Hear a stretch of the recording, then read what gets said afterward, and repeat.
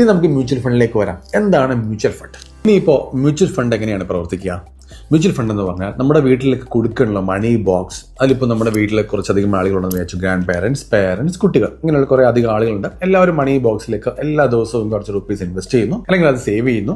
അത് ഒരു വർഷം കഴിയുമ്പോൾ അത് പൊട്ടിക്കുന്നു, അല്ലെങ്കിൽ മണി ബോക്സ് ഓപ്പൺ ചെയ്ത് കഴിയുമ്പോൾ അതിൽ കുറേയധികം ക്യാഷ് ഉണ്ടാവും. അത് ആരൊക്കെയാണോ നിക്ഷേപിച്ചത് അവർക്ക് എല്ലാവർക്കും തിരിച്ചു കൊടുക്കുന്നു. ഇങ്ങനെ ഒരു കോൺസെപ്റ്റ് തന്നെയാണ് മ്യൂച്വൽ ഫണ്ട്. പക്ഷേ ഒറ്റ കാര്യമുള്ളൂ, മ്യൂച്വൽ ഫണ്ട് ഇൻവെസ്റ്റ് ചെയ്യുമ്പോൾ ആ ഇട്ട രൂപ തിരിച്ചു കൊടുക്കുകയല്ല, അതിന് പകരം ആ എമൗണ്ട് ഗ്രോ ആവുന്നുണ്ടാകും എന്നുള്ളതാണ് യാഥാർത്ഥ്യം. ഇനി നമുക്ക് മ്യൂച്വൽ ഫണ്ടിലേക്ക് വരാം. ഈ സെയിം കൊടുക്കയുടെ ഒരു കാര്യം മനസ്സിൽ വെക്കുക. മ്യൂച്വൽ ഫണ്ട് എന്താണ് ചെയ്യുന്നത്?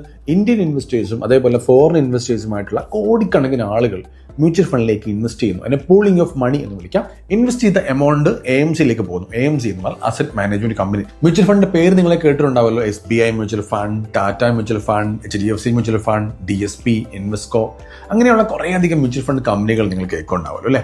അപ്പോൾ ഇതിനെയാണ് AMC എന്ന് വിളിക്കുന്നത്. ഈ പേരിൽ ഏകദേശം 46ഓളം AMCകൾ ഇന്ത്യയിൽ നിലവിലുണ്ട്.